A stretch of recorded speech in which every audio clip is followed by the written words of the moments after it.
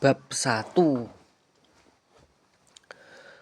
Kabilah Bani Amir hidup di lembah Hijaz, Arabia di antara Makkah Al-Mukarramah dan Madinah Al-Munawwarah. Pimpinan kabilah itu adalah lelaki yang sudah uzur bernama Syekh Omri. Walau sudah tua, namun kekuasaan Syekh Omri begitu disegani laksana kekuasaan seorang raja. Kata-katanya menjadi sabda dan perintahnya adalah titah yang tak seorang pun berani melawan. Demikian besar pengaruh kewibawaan Syekh Omri hingga namanya tersohor bukan hanya di negeri sendiri, tapi sampai ke negeri-negeri lain. Harta kekayaannya pun melimpah bak kekayaan Nabi Sulaiman. Meski 7 turunan menikmati hasil kekayaannya, niscaya harta itu tak akan berkurang. Zamrud dan intan berlian dari negeri Persia yang tiada banding menghiasi dinding rumahnya. Permadani Iran dan nan halus dan indah terhampar di lantai. Tempat minumnya terbuat dari guci pilihan dari negeri Tiongkok, dan kuda paling kuat di negeri Arab menjadi tunggangannya. Syekh Omri menjadi kawan yang menyenangkan bagi kaum saudagar, hartawan, dan pangeran. Ia juga pelindung dan tempat berkeluh kesah bagi fakir miskin. Tempat berseminya harapan bagi musafir kelana yang sesat arah dan tujuan. Pintu hartanya selalu terbuka untuk orang yang membutuhkan. Ia juga menjadi penegak keadilan bagi orang-orang tertindas yang meminta pengayoman. Segala karunia Allah yang pernah diberikan pada makhluk hidup dimiliki seluruhnya oleh Syekh Omri. Ia adalah bintang kejora dari sekalian kepala kabilah di Jazirah Arab. Ia bagai mutiara di antara bebatuan mulia, namun semua kebahagiaan dan amal baiknya belum mampu mengusir rasa gundah gulana yang bersemayam cukup lama di hati. Kesedihan menjadi kawan di waktu siang dan menjelma menjadi mimpi buruk di malam hari. Sudah puluhan tahun ia mengarungi mahligai rumah tangga dengan istrinya nan lembut dan cantik rupawan.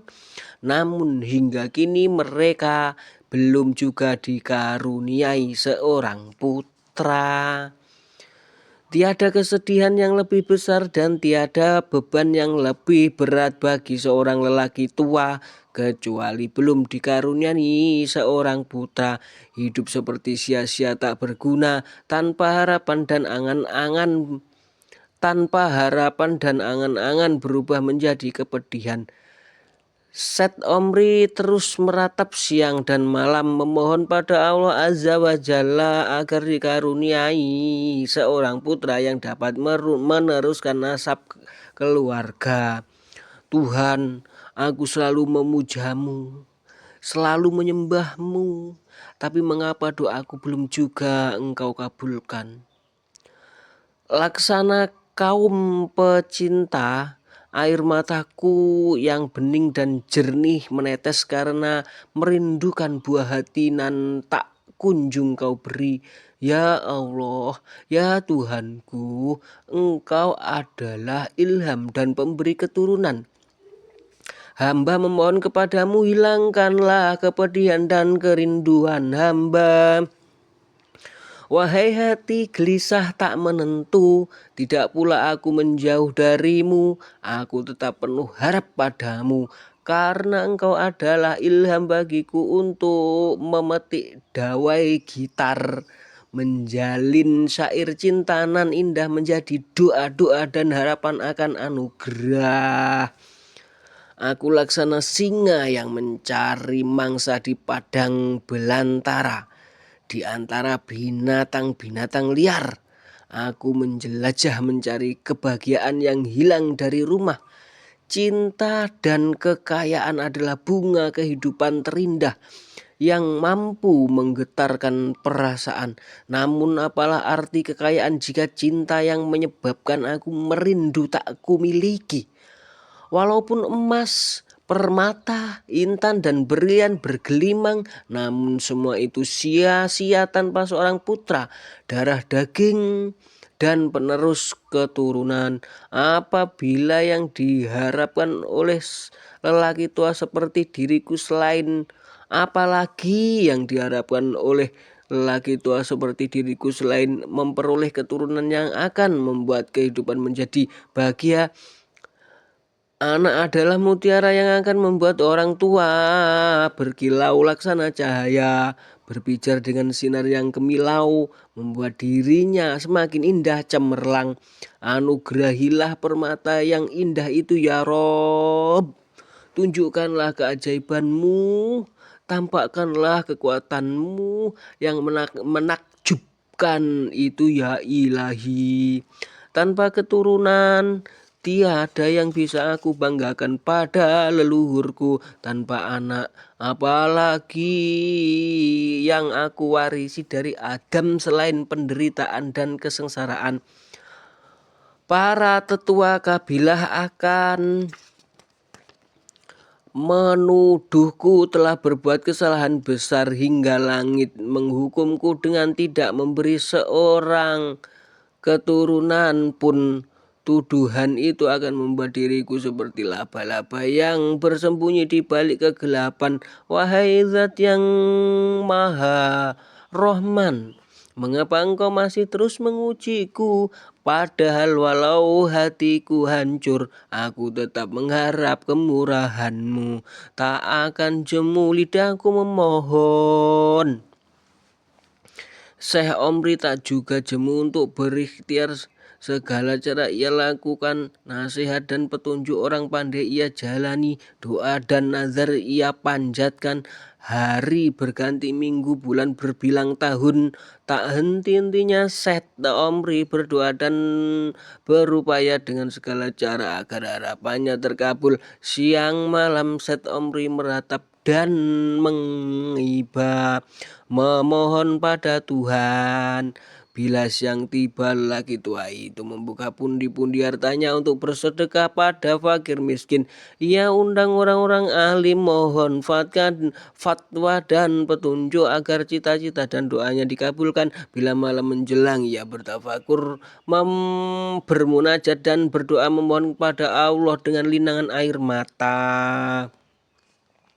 Allah pasti punya perhitungan tersendiri jika doa-doa hambanya belum dikabulkan, dan manusia tidak pernah tahu rahasia di balik semua itu. Karena keseriusan dan ketulusan Syekh Omri dalam memuja dan berdoa membuat langit bergemuruh, membuat langit bermurah hati. Lelaki yang telah berusia senja itu kini merasa senang karena istrinya hamil. Kehamilan itu bagai hujan menyiram padang gersang. Dan Syekh Omri bagai musafir melihat fajar setelah semalaman dicekam ketakutan. Kegembiraan yang ia alami tidak membuatnya lupa diri, justru sebaliknya ia kini semakin khusyuk berdoa. Semakin banyak pula pundi-pundi harta yang ia sedekahkan pada fakir miskin sebagai wujud rasa syukur.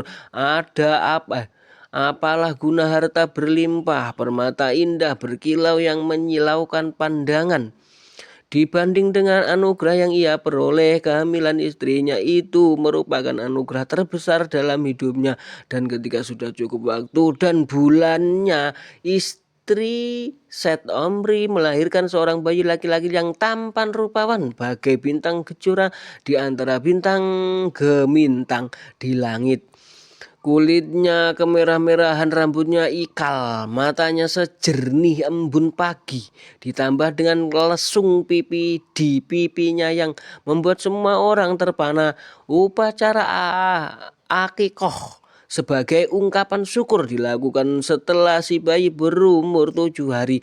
Diundanglah segenap sanak kerabat ke rumahnya yang dipenuhi dengan berbagai buah-buahan segar, roti dan anggur. Fakir miskin dan anak yatim yang datang selalu pulang dengan membawa keping emas kelahiran Kais. Nama bayi itu membuat semangat di hidup Set Omri yang telah bertahun-tahun padam kembali bergairah. Bayi laki-laki itu bagai anggur menghangatkan bibir yang gemetar karena kehausan dan memadamkan kesedihan yang bergejolak di hati. Bayi yang didambas yang malam itu telah menghadirkan senyum kebahagiaan, menanggalkan kerudung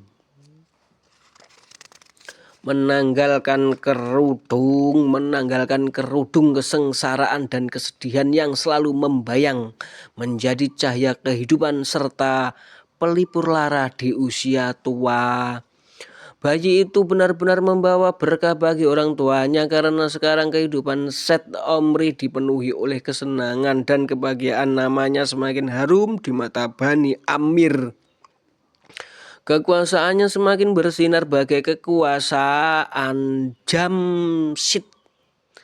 Tetapi manusia tidak pernah sadar akan bahaya yang tersembunyi di balik kesenangan. Manusia tidak pernah tahu bahwa petaka yang mengintai kelak dapat menghancur leburkan kebahagiaan. Laksana api pancaran sinar yang menyilaukan justru dapat membakar. Bagai musafir yang menikmati perjalanannya seorang diri tidak akan pernah menyadari bahaya yang menghadang. Manusia laksana serangga. Ia merayap dari dalam tanah untuk mendekati cahaya, namun ketika cahaya telah tergapai justru ia akan tersiksa hingga mati kepanasan. Anak lelaki adalah kunci keajaiban, kunci yang akan membuka lebar gerbang harta kekayaanku yang berlimpah dan membuat jiwa menjadi bahagia karena merasakan kejayaan Kai Kobat. Apa ya? Kejayaan Kai Kobat, ujar Set Omri pada tetamunya. Sejak kelahiran Kais, Set Omri seolah tidak ingin sekejap pun melewatkan kebahagiaan bersama putra kesayangannya. Kehadiran Kais benar-benar dapat membasuh debu kesedihan dalam hati lelaki tua yang sudah mulai lemah itu.